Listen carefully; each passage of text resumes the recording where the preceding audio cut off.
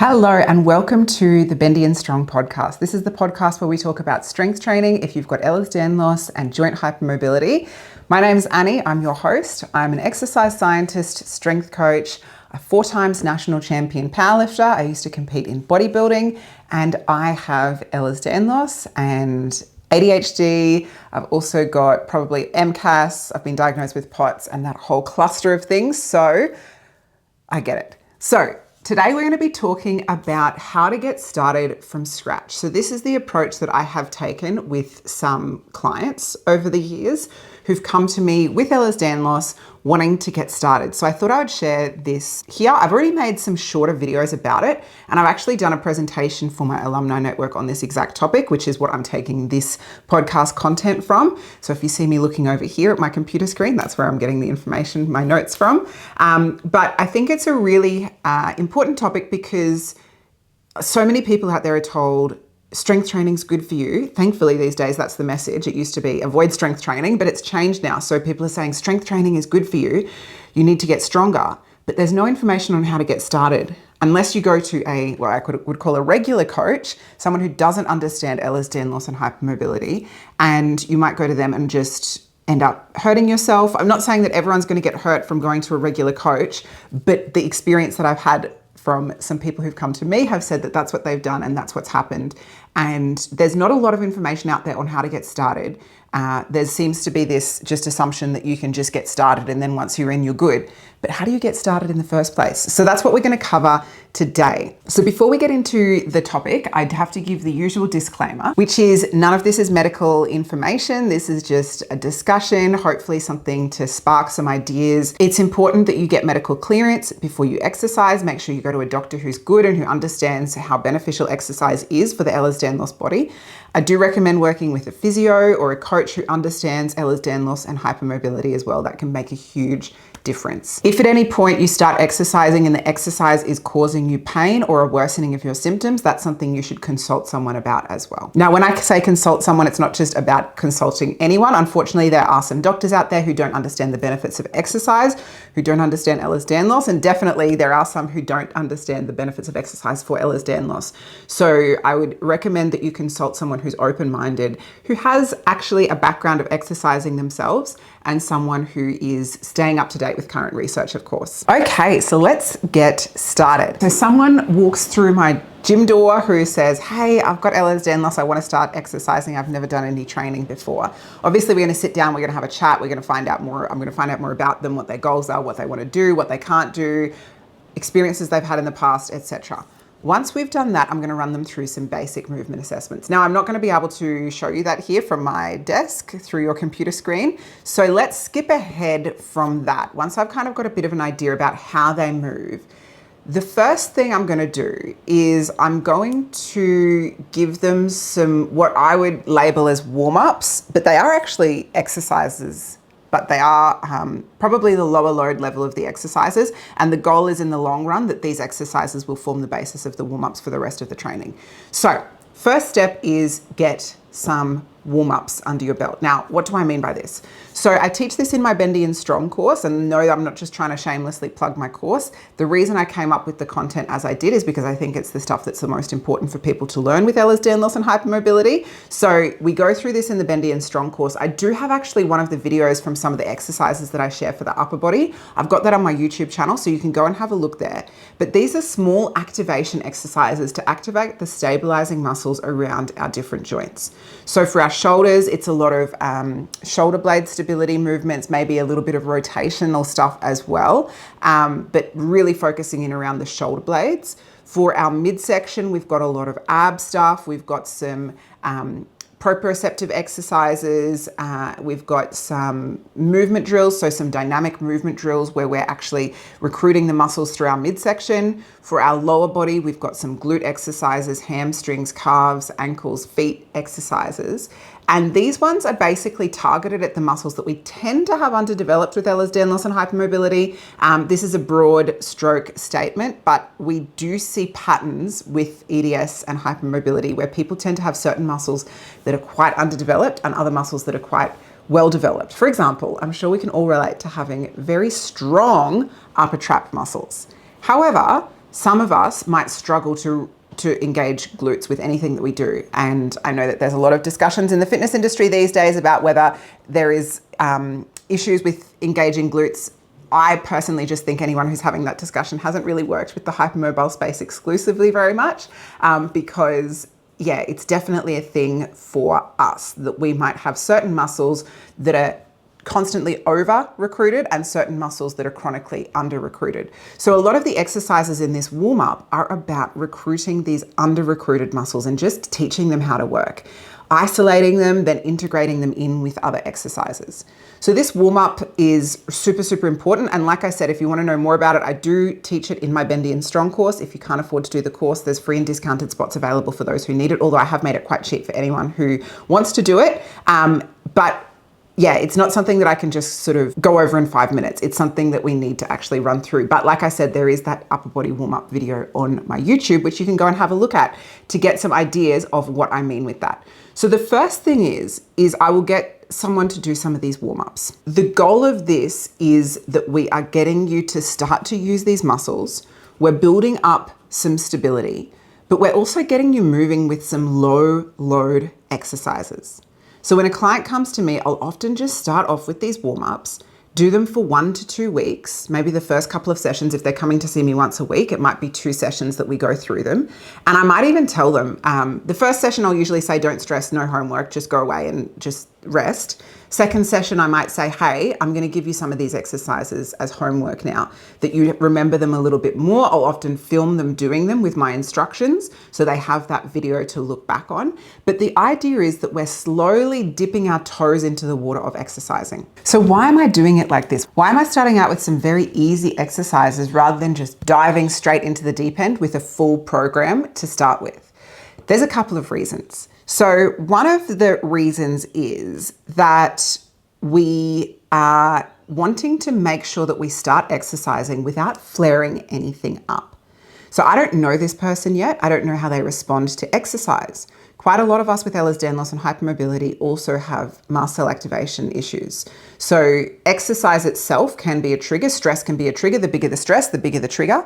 And exercise is a stress on the body. It's a great stress, but it is still a stress on the body. As my very wise doctor has told me, there are such things as non-stressful stresses. So it might be a fun thing that you're doing. And yes, exercise has these incredible effects in the long run on our body, but in some ways it can have short-term effects that may be stressful on the body. So with most people, it's not really something we have to think about, but with the MCAS Ehlers-Danlos population, it's something that we do have to think about. So my primary goal is to get this person moving, to stay that same momentum. If they're trying to come in once a week or twice a week, whatever it is, we want to be able to maintain that routine without them having to take a day off because the exercise has caused them to flare up. And I don't know what their body's like when it comes to flare-ups like this, so I have to tread very carefully. So that's reason number one. The second reason is I want to get this person used to feeling their body and feeling these muscles that are probably used to underperforming. So we don't need to rush into that. We just want to get you feeling what it feels like to use these muscles and to be in your body. A lot of the time, if someone has not had any history exercising and then they suddenly start exercising, there are a lot of new sensations that you're going to be feeling in your body. It's a real learning experience to start to feel that and understand what that feels like. The next reason is I do not want to create muscle soreness. Now, this is a similar approach for how I would, this is a reason, that overlaps with my reasoning for starting slow with elderly people as well. I do not want to create a lot of muscle soreness. Now, I know muscle soreness, for if there's any clinicians watching this who are non-Ehlers-Danlos, I know muscle soreness can be a bit of a badge of honor in the health and fitness community. However, when it comes to a population, either elderly population at risk of falls, etc., or an Ehlers-Danlos population also at risk of falls, but at risk of potentially going backwards if they can't move their body because it's very sore. We want to really minimize that risk. Now, another thing is, and I personally suspect this might be a mast cell related issue, but there are some people with Ehlers-Danlos who get excessive soreness to exercise, huge amounts of soreness, unreasonable amounts of soreness. It reminds me of people who have actually got this condition rhabdo where there's excessive muscle tissue breakdown, but it's something that I've heard from the Ehlers-Danlos community. Now, some people don't experience that at all. I personally, it's not something that I really get, but I do know some people who exercise in a very reasonable manner and then get an excessive amount of muscle soreness. Like I said, I personally suspect that might be an MCAS related thing, but that's another thing that I'm taking into account. We don't want to get you so insanely sore that you can't walk and you can't function. Now, another reason is there's only so many things that you can remember. So I want to give this person not just exercise, and it's not just a dependency on me where they come in and they're exercising and they just don't have any idea what they're doing and they need to see me for every single session. My goal with all of my clients is to get you to the point where you don't need me. And that's always been the goal for me. So I am not the kind of personal trainer or coach who has been there just to sit and count reps for clients. That's never been my style. My goal is to educate you so you can do this on your own and eventually go out and teach other people to do it. So I want you to learn this thoroughly. So if we spend the first couple of sessions going through these activation exercises, which do actually feel like a workout because when you get them right, you're really working muscles that aren't used to being worked. So it will still feel challenging, but it might look from an outside perspective like they're quite easy exercises. So I want you to feel confident that you know these. And actually one of the greatest testaments for me about this is I've got an old client when I was living in Sydney. They came to me and they still comment on my social media and say, I'm still able to do these exercises. I remember everything. You taught me so much and I'm still thriving after our sessions, which is great. I'm not trying to give you fish. I'm trying to teach you how to fish, so to speak. So that's some of the main reasons. Now, one more thing that I'll mention is actually two more things. We want to create this even playing field where, again, with Ehlers-Danlos and hypermobility, we tend to have muscles that are very underdeveloped, some that are very overdeveloped, or ones that we're very used to relying on and very not used to relying on. So we're kind of using these activations to target those muscles so that when we start adding in bigger exercises, we can start with a more even playing field. Now, the other thing that I will add in is, and this kind of goes across this entire discussion, because this entire discussion is about being quite conservative with our approach when we start exercising.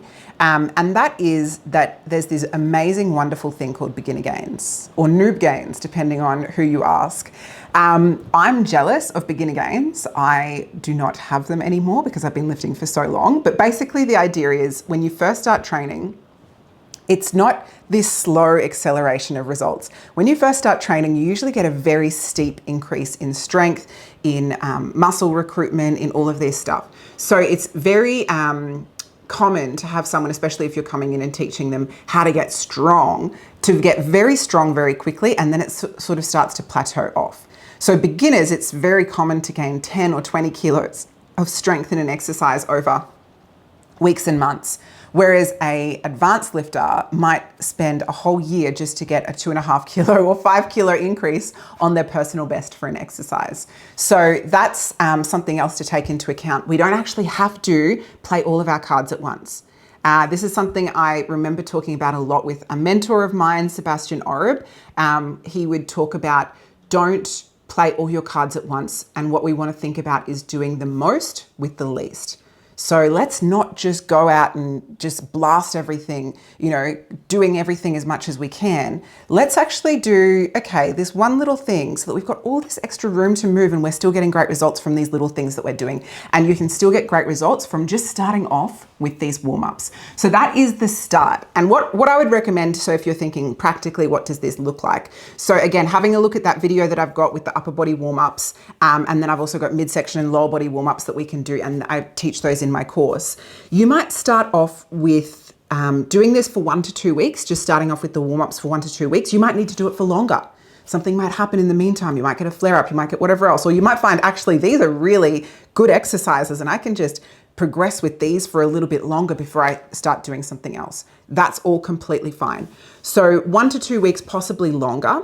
And what we would do is pick out, you don't have to do all of them. So in that upper body warm-up video, it's not, I'm not suggesting that you go through and do every single exercise. I'm giving you a buffet and you can sort of choose from them. But an idea would be to sort of have with the midsection, for example, we would want the abs in all 3 planes. So flexion, extension, lateral flexion, and rotation. If you don't understand that, again, it's something I teach in the Bendy and Strong course, but basically working our midsection in different directions.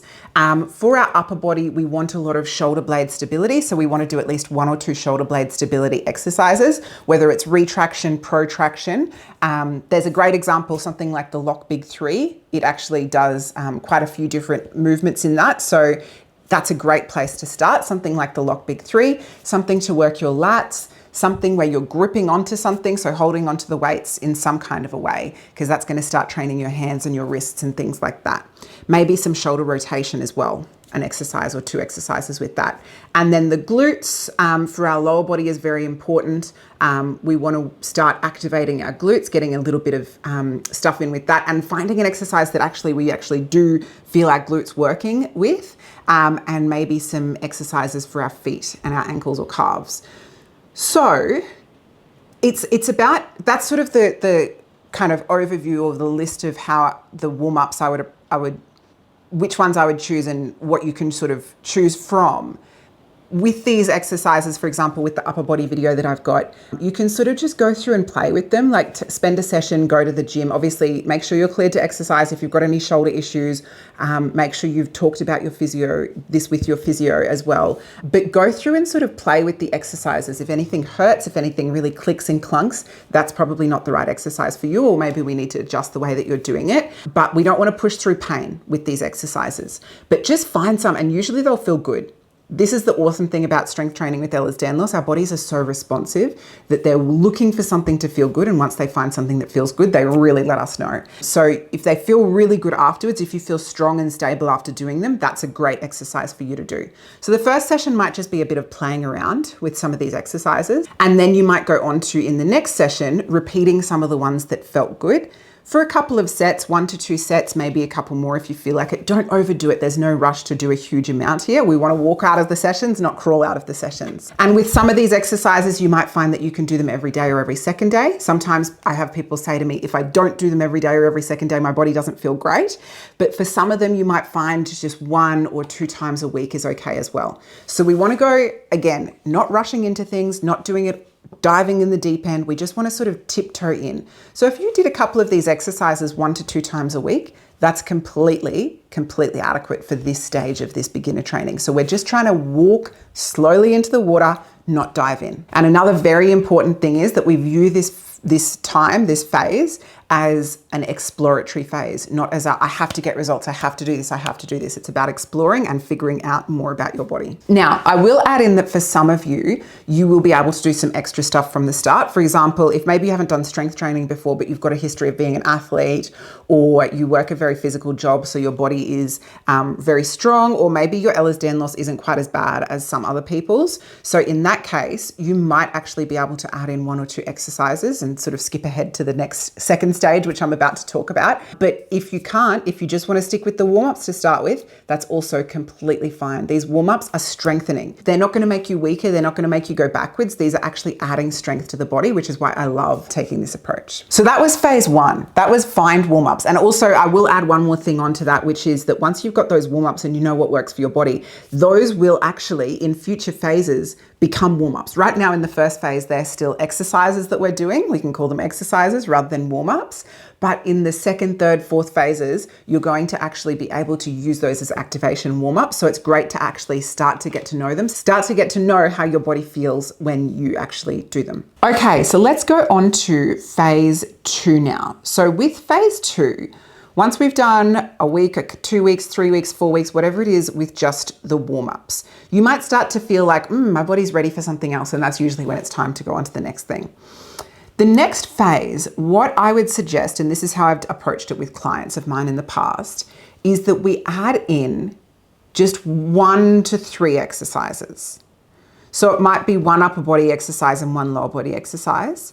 It might be 2 upper and 1 lower, or 2 lower and 1 upper. Or it might just be 1 exercise. If you're still in a very sensitive, flared up stage of your Ehlers-Danlos, or you're not feeling completely confident, you can just add in 1 exercise. This second phase, we're going to stay here for another 2 to 4 weeks. So you might have, let's say we've got the warm-ups, we've done that. Now you might add in, say, a dumbbell shoulder press, a bodyweight squat, and let's say, I don't know, a bicep curl or a dumbbell row or something like that. Let's say dumbbell shoulder press, dumbbell row, and a squat. Or it might be a dumbbell shoulder press and a squat, whatever it ends up being. It doesn't matter to me too much which exercises are chosen here. I've got a list, which I'll read out in a second, of exercises that I recommend choosing from. But like later on, we want to think about building a really balanced body and making sure we're getting an even amount of exercises in the program. At the start, it's something that's probably a bit less important to me because we just need to get you into the actual process of exercising with a little bit more intensity.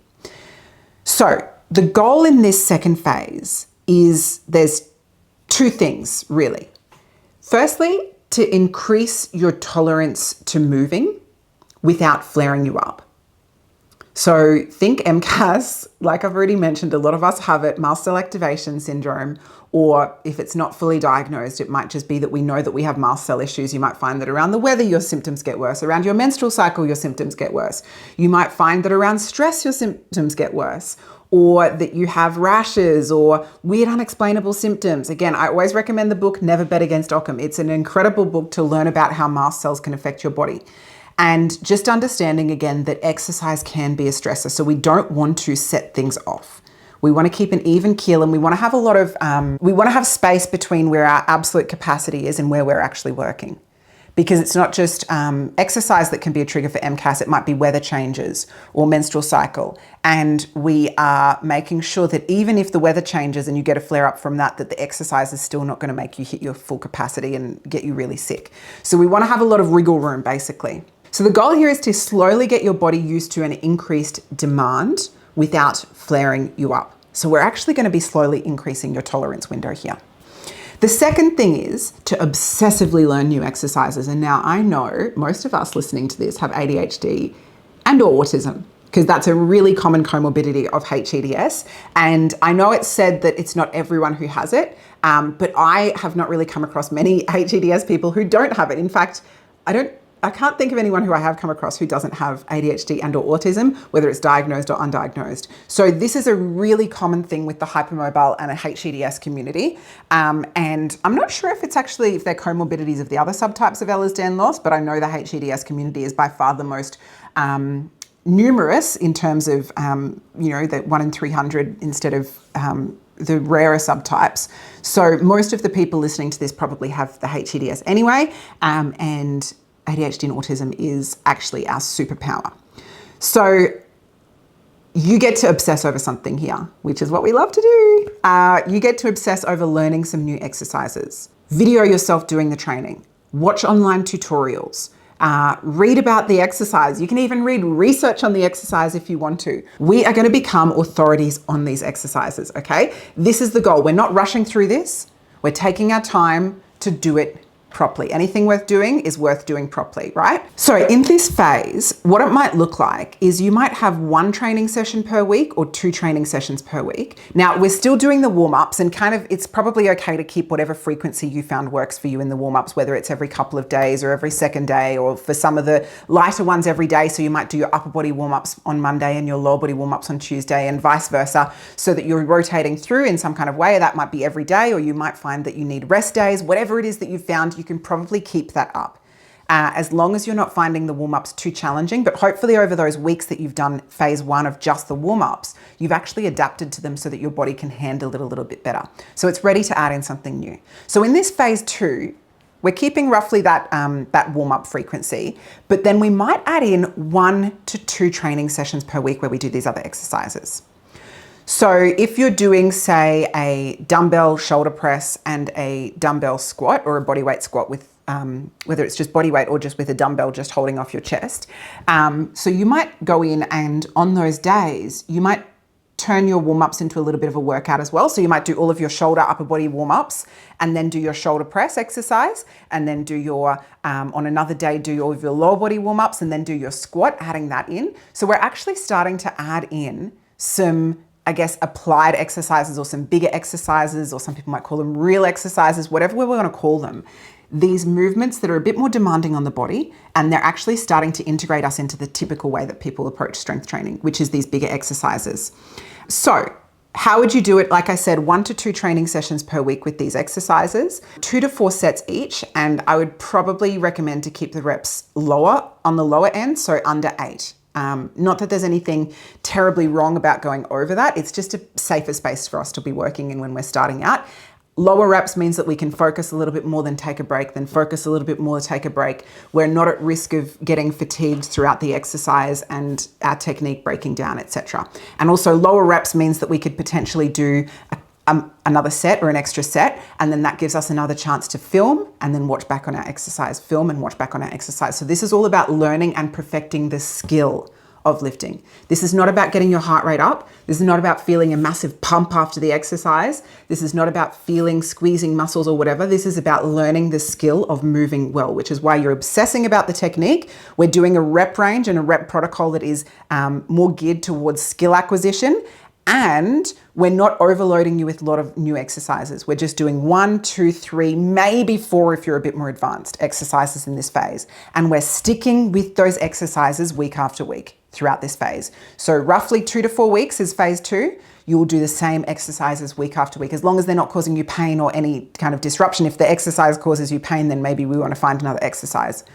But this is how we're approaching it. So we're really diving in and learning these exercises and becoming a master at them. So in this phase, some things that we want to do, we want to watch tutorials, learn how to do it. Now, if you don't know where to get tutorials from, there are a lot of great strength coaches online. I recommend learning from strength and powerlifting coaches. Powerlifters or people who are really trying to get strong, they tend to have some great approaches with technique, learning technique efficiency. Learning from some high-level bodybuilders can be helpful as well. And if you really don't know where to start, I do have, as part of my Bendy and Strong course, there's a second thing that comes after, which is the alumni network, and you can join up there, and I've got a whole bunch of exercise tutorials there, teaching you lifting techniques specific to hypermobile bodies. So we want to watch tutorials. We want to film our technique and watch back on it. Filming your technique is not just about vanity and posting it on social media. It's actually a really great way to learn how to move. We want to stick to the lower end of the rep scheme. Why? Because that's good for skill acquisition.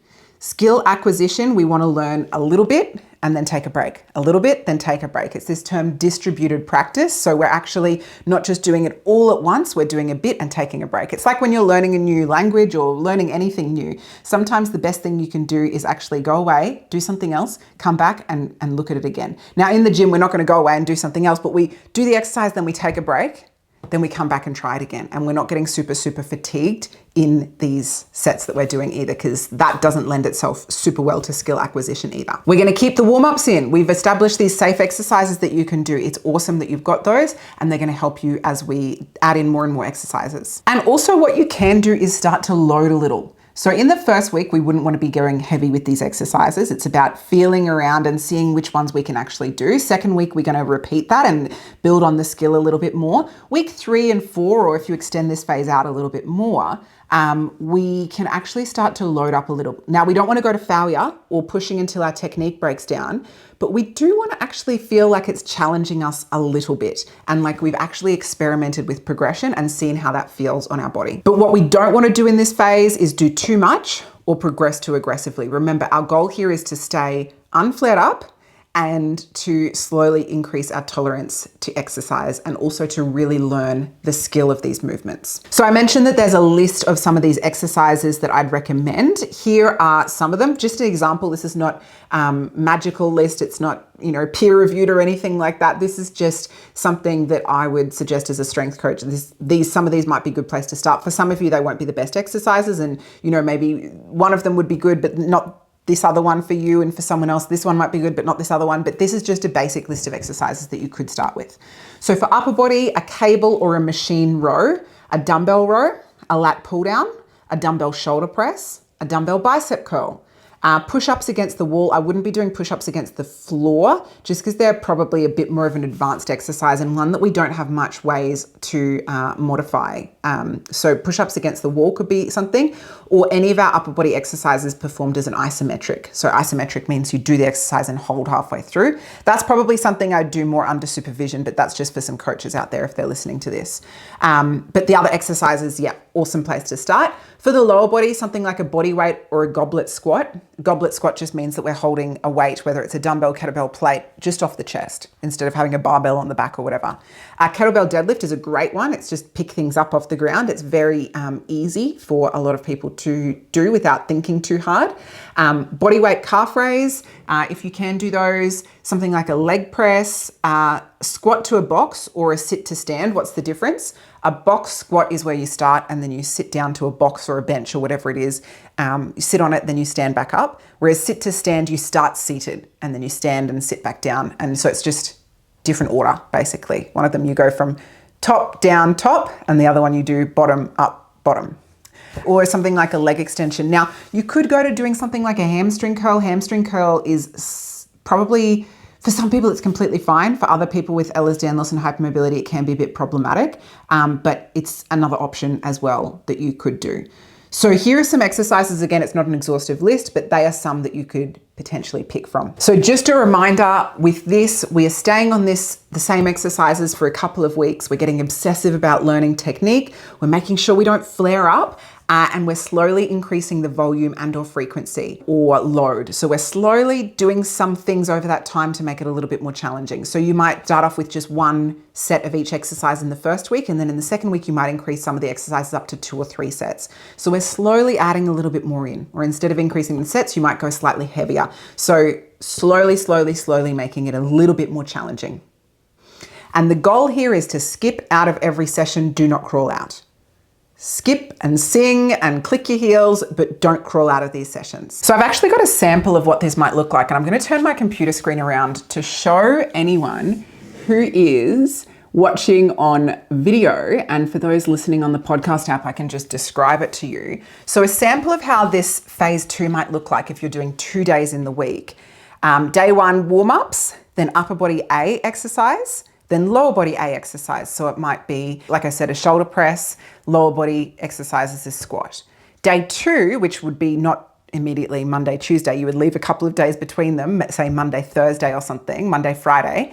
Day 2, you'd do your warm-ups, then upper body B exercise, so that might be a row of some kind, and then lower body B exercise, which might be a leg extension, for example. Or you might just repeat your first day again.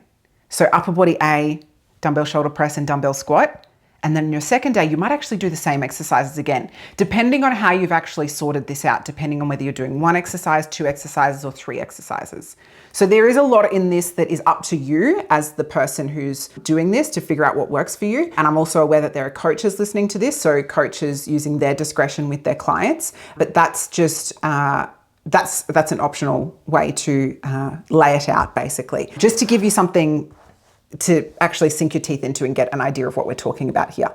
That's just a sample. So what we're actually going to do next, that's phase 2, right? So phase 2 we've discussed. Phase 1 was just the warm-ups. Phase 2, we added in 1, 2, 3, maybe 4 exercises, and we've just obsessively learnt them for maybe 2 weeks, 4 weeks, or even a bit longer if we wanted to. The next thing that we're going to do is add in 1 more upper body and 1 more lower body exercise, assuming that you're okay to do these. Like if it's your lower body that's your main problem and you actually can't add in these lower body exercises yet because you're still working with physio and you haven't been cleared to exercise the lower body, whatever it is, you might add in 1 bigger upper body exercise and 1 smaller upper body exercise. It doesn't have to be a huge amount that we're adding in, but the idea is that we're just doing a tiny little bit more at a time. We're not making such big jumps that we notice it. We're making such little jumps that we don't notice it, is the idea. So again, I'm going to show my computer screen around because this is that idea. So we've done phase 1, which is the warm-ups, phase 2, which is what we've just talked about, where we actually add in some bigger exercises. And phase 3 here, you can see that we've added in 1 more and 1 more exercise. So 1 more upper body, 1 more lower body exercise. So for those listening, in this third phase, what we might do is our warm-ups on day 1, our warm-ups, then upper body A, then lower body A, then upper body C. So shoulder press, dumbbell squat, and then adding in a bicep curl or something new that we haven't done before in this program. Then on the second day, which again wouldn't be the next day, it would be a couple of days in between, warm-ups, upper body B exercise. So that might have been the row lower body B exercise, which we gave the example of leg extension, and then a lower body C exercise. So that might be a hamstring curl or a calf raise or something else.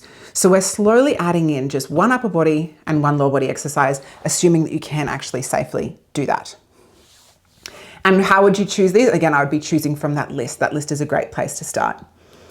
Now, in this, I've written out that it might be weeks 6 to 8, which is another 6, 7, 8, 3 weeks. It doesn't have to be 3 weeks. You might do this for 2 weeks, phase 3. You might do phase 3 for 4 weeks or for 6 weeks. We're actually starting to get to the point where we're doing quite a few exercises here. So you might find that this is enough for you for a while and you're not ready to add in anything else. You might find that the exercises that you did in phase 2, that you're ready for a change. So you might change some of those out. Now, I wouldn't be going to change a lot of things at once. So we only really want to change 1 or 2 things at a time, unless the reason we're changing it is because you're in pain or whatever else. But the idea is that we're slowly learning more and adding more in. So with these, in the first week of phase 3, the first session will be playing around and aim to do 1 good set. And this can also be how you approach these exercises in phase 2 as well. In fact, even any of these phases, whenever you're adding in a new exercise, the first session is always playing around and aim to do 1 good set just to get a good feeling of the exercise. So if you're doing a dumbbell shoulder press, you might start off with something really light and then work up to sort of a weight that feels a bit challenging and just do it for 1 set. And then put the weights down and go up and do another exercise. Remember, your body is going to get more sore when the exercise is new or unaccustomed. So when we're trying to minimize how much muscle soreness you're getting, you will get more soreness, or DOMS as we called it, delayed onset muscle soreness, if the exercise is a novel exercise. So we're trying to just build tolerance to these without you getting super sore or flared up or anything afterwards. So first session is playing around, do 1 good set. The second session, so week 1 of phase 3, you might add in these new exercises, which I suggested, a bicep curl and a calf raise. So play around, get a feel for them, do 1 set of bicep curls and 1 set of calf raises in this first week across however you lay out the sessions that feels challenging.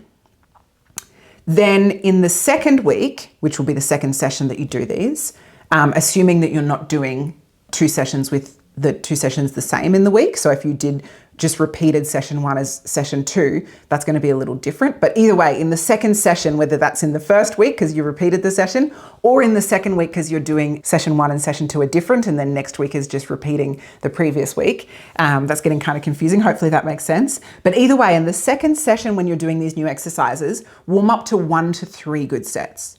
So if 1 set feels enough, 1 challenging set feels enough, not going to fail, you're not pushing so hard that your technique breaks down, just a challenging set that makes you actually put in a bit of effort. If 1's enough, awesome, you might be able to go up to 2 or maybe up to 3. In the third session, again, whether that's in the next week or in the third week, aim for 2 to 4 good sets. And at this point, you can probably do a slightly heavier weight.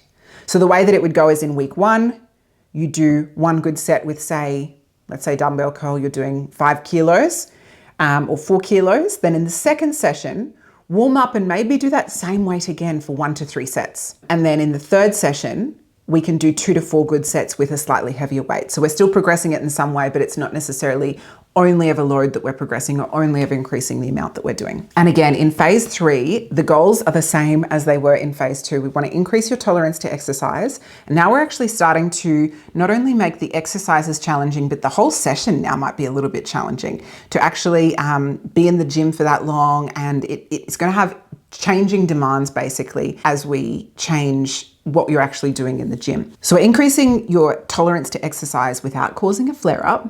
And the other thing is obsessively learning. So this is why we're only adding in 1 or 2 exercises at a time for each phase, so you can really obsessively learn these new movements and building on the skill as you go. So what comes after phase 3? So we've done phase 1, which is maybe 1 to 2 weeks of just warm-ups or more if you need. Phase 2, which is 2 to 4 weeks of adding in 1, 2, 3, maybe 4 exercises. Then we've done phase 3, which is building on that and adding in just 1 more upper body or 1 more lower body to whatever we're doing in phase 2. And phase 3 goes for another maybe 2 to 4 weeks or more if you need. What happens next? Well, phase 4 is pretty much, we can now just copy and paste phase 3. So adding in 1 more upper body and 1 more lower body exercise. You might find that you can't add in 2 more. like 1 and 1. You might find that you just need to add in 1 upper body exercise. And then in the next phase, you'll add in just 1 lower body exercise. Or you might find that you can only you have to alternate the weeks or whatever it is. But basically, we're going to keep going like this, adding 1 upper body and 1 lower body exercise is sort of one way of doing it. And then you can make adaptations to that every 2 or 3 weeks until you're doing roughly 4 to 6 upper body and 4 to 6 lower body exercises within the training week. Once you've got to that point where you're doing 4 to 6 upper body and 4 to 6 lower body exercises, plus your warm-ups, that's pretty much a strength routine. So you're pretty much there. We've just eased your way into doing this strength routine. So the approach that I would use, and you can use this across any, pretty much phase 2, phase 3, phase 4 onwards, is start with low volume. Week 1 is experimenting with 1 good plus 1 good set. Week 2 is 1 to 2 good sets, keeping it at roughly the same weight. And week 3 is 2 to 4 good sets and increasing the weight a little bit to something a bit more challenging. You can go slower if you need. And you can even keep the weights the same for 2 or 3 weeks in a row if you need. This is about giving our body stimulus to exercise. Remember, you are going to get noob gains. You're going to get good results even if you don't push insanely hard. We want to do the most with the least amount of work and not get you exhausted, not get you burnt out, not make it one of those things where you dive headfirst in and then drop it in a couple of weeks. We want to build slowly the habit of doing this exercise and not giving your body some kind of a negative result or negative response to it. So remember, the goal is to become an expert and avoid flare-up. Now, one other thing I'll add in here is that you might have to prune some exercises as you go through. If they stop feeling good, or if flare-ups start happening, not necessarily just flare-ups in response to the exercise, but because if we're getting flare-ups to response to the exercise, we want to maybe pull back quite a bit or figure out which exercises caused those flare-ups. But just in general, at some point, you might not be able to finish the full week. If the weather changes and you get a flare-up, if your menstrual cycle gets to the sort of more challenging phase and you need to take a couple of days off doing much, if you have something happen at your work or with your family or whatever, you might have to just skip a session.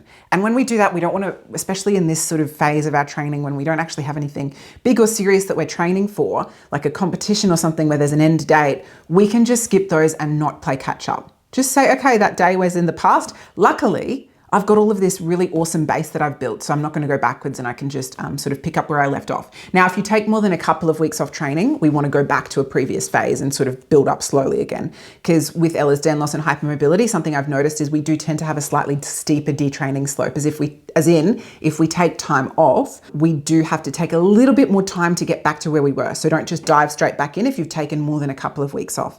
However, if you have to skip a session here and there, it's not something you need to play catch up on. But also what I meant there when I said you might have to prune some exercises out is if certain exercises stop feeling good. So you might find that a dumbbell squat feels amazing for a couple of weeks or months. And then after a while, it's like, oh, I actually think that this new exercise, the kettlebell deadlift that I've added in, feels way better than the squat. The squat's kind of, my hips playing up, it's a bit gunky with the squat. I don't know if it's the best thing for me to do anymore. If the exercise doesn't feel good anymore, we want to either change the way that you're doing it or change it to another exercise. So don't be afraid to sort of prune things out as you go. The idea is that each exercise, as you've added it in, you've become an expert at it, you've really learned it, you've learnt your body with the exercise, and now you have this knowledge to build on as you go through. And again, we do not want to be pushing through pain with any of these exercises. And another blanket rule I give is avoid clicking or clunking. So it's not to say avoid the exercise altogether, but find a way to do the exercise without clicking or clunking. Use it as information that, oh, maybe there's something a bit off about my technique, or swap it out for another exercise that you can do that's a similar sort of thing that avoids the clicking and clunking. So eventually you'll get to the point where you're doing a pretty balanced routine. So some general rules that we think of when we're talking about a balanced routine is firstly, balancing out our pushing and our pulling exercises with our upper body. So what we don't want to get into the habit of is doing a ton of, say, bench press or chest press, a ton of shoulder press, and not ever doing any pulling exercises like rows or pull downs. Now, some coaches say you should do a 1-to-1 ratio of these. So for every pulling exercise, for every pushing exercise, you do at least the same amount of pulling exercises. So I've even seen some people suggest a 2-to-1 ratio. So for every pushing exercise you do, say one, like a shoulder press for 3 sets of whatever, that you do twice that much of pulling in the opposite direction. So whether it's a lat pull down or a row kind of exercise. But generally speaking, we want to balance these out. So we're doing some pushing, we're doing some pulling, we're doing arms on this side, we're doing arms on this side, we're doing our abs, we're working the muscles through the midsection. Usually it's not so much of a thing that we have to do designated low back exercises, because a lot of the things like squats and deadlifts will automatically work our low back muscles very well. But we do want to make sure we're adding in abs and that we train in different directions. A squat exercise or a couple of squat exercises, some kind of deadlift exercise, a leg extension, a hamstring curl, and then some calf and ankle work. So balancing these out. And once you get to the point where you kind of have ticked off at least one of each of these categories, you're pretty much following a program. So when you're slowly adding these things in, I would be keeping that in mind, that list of exercises that I've just mentioned there. Pushing, upper body, pulling, upper body, biceps, triceps, squat pattern, deadlift pattern, leg extension, hamstring curl, and lower leg stuff as well. So we're kind of working towards that. So if you've already got in phase one, you added in a pushing exercise, maybe in phase two, instead of adding in another pushing exercise, you'd add in a pulling exercise to balance that out. So we're working towards building it in this balanced way from the start. But again, it doesn't have to be perfect, and we're just slowly building up your tolerance to exercise in general. So eventually you get to the point where you're doing 2 to 4 working sets of each of those, something from each of those categories. And you want to get to the point where the weight feels like it's working something, but it's not impossible. You want to walk and skip out of your sessions, not crawl out of them. And then you can progress with a few exercises each week. Once you're sort of following this more standardized program, I think a mistake that a lot of people make with EDS is they think they need to progress everything all the time. No, you can just choose 1 to 2 exercises each week that you slowly progress. So we don't have to progress everything all at once. And usually when we progress too much too fast, that's when we tend to get flared up or find that every time I try and progress, I get hurt. That's usually what's happening. You will need to prune exercises regularly, because with Ehlers-Danlos and hypermobility, we just seem to develop, it's almost like we develop intolerances to certain exercises or fluctuating needs, fluctuating imbalances. And you might find that an exercise, you do it for a while and it feels incredible. And then suddenly it's like, oh, this one doesn't feel so good anymore. That's when we change it up a little bit. It doesn't have to be a completely new exercise. It might be the same exercise on a different piece of equipment. The gym that I used to train out in Sydney, Camperdown Fitness, was incredible. It had like 10 different hamstring curl machines. So if this one didn't feel good, this other one might feel good. So you can make these very small changes. Might be doing a lat pull down. This wider grip no longer feels good. So you just adjust it to a narrower grip or a mid grip or something like that. And that might be all you need to fix and make everything feel better. So making sure you're getting enough rest is super, super important.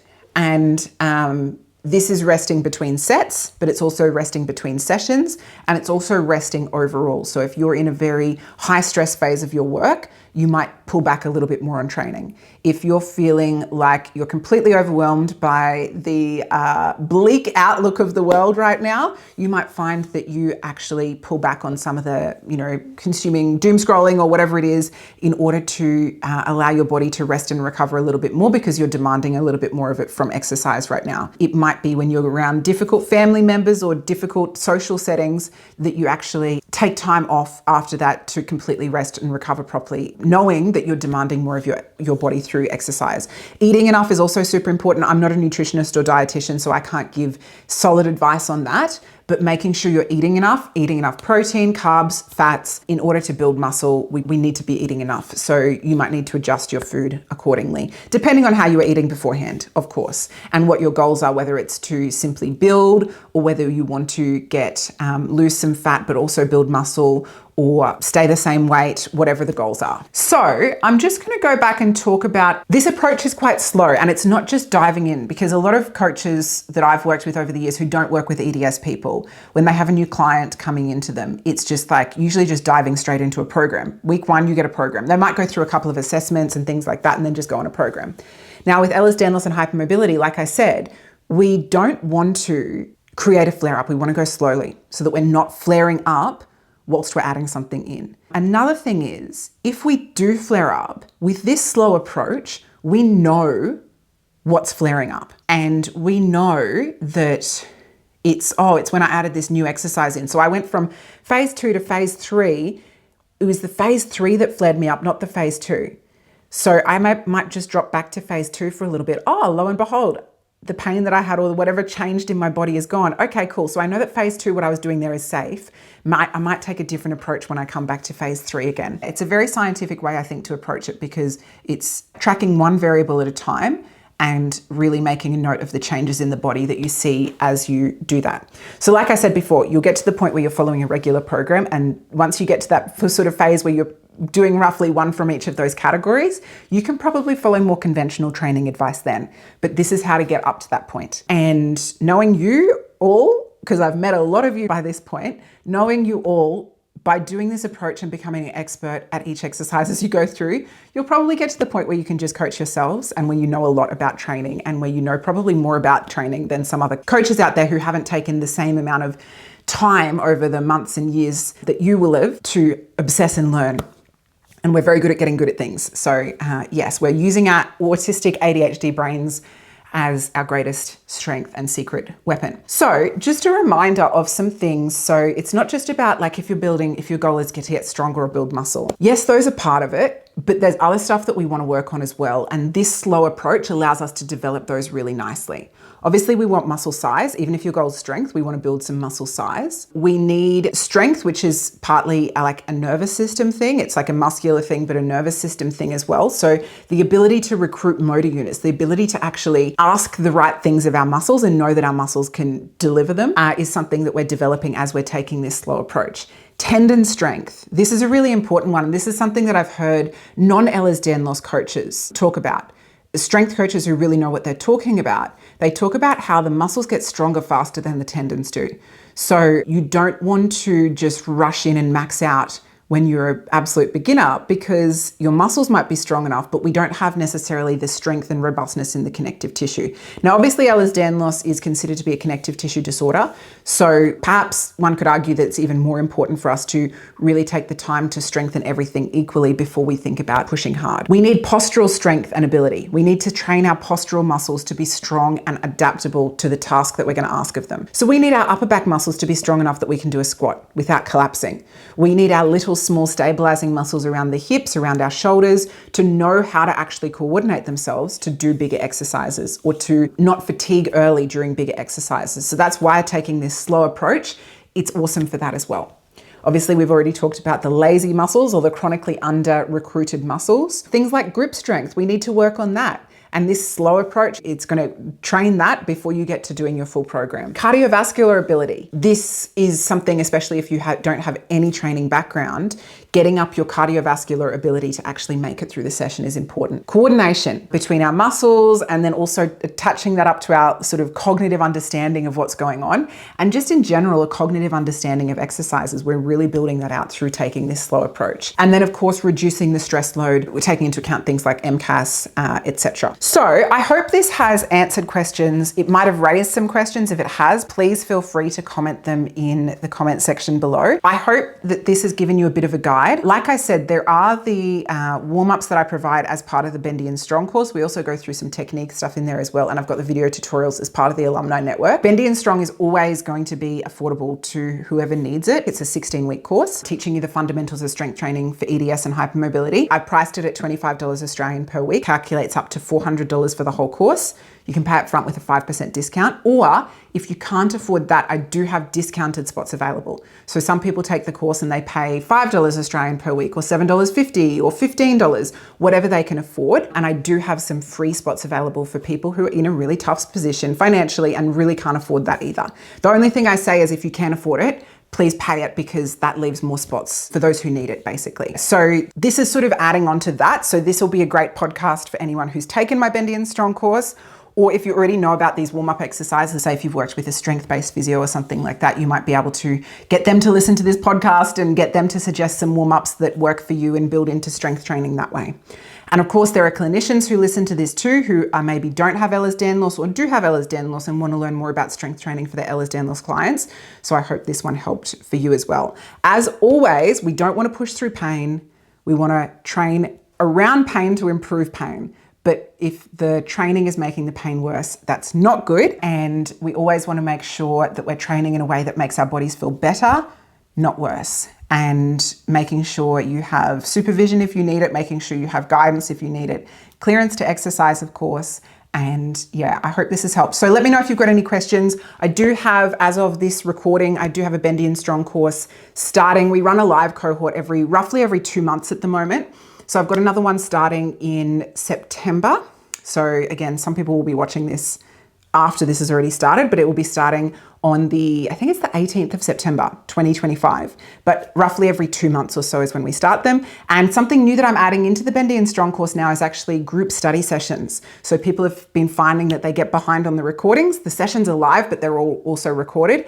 Some people find that they get behind on the recording. So I'm actually adding that in. We're going to do some group study sessions throughout the week. I'm studying as well at the moment. So we'll all just jump on a live room together, meeting room together, and you can watch the videos on your computer whilst we sit there with body doubling, helping us out, and I'll be there to answer questions as well. So if you're a past member of Bendy and Strong and you want to catch up on sessions that way, just let me know and I can add you back into the forum so you can come and join in these. And you don't have to do that kind of study. You can study other stuff if you need to, or read books for the book club or whatever it is. So anyway, I feel like I've rambled a lot now at the end. Come and join me for the Bendy and Strong course. I'd love to have you. I'm sure there'll be some people who've taken the Bendy and Strong course who are listening to this. Hopefully this adds on to the knowledge that you already had in the course, and I will see you in the next podcast episode. Thank you for joining me. Have a great day, have a great week, and happy training.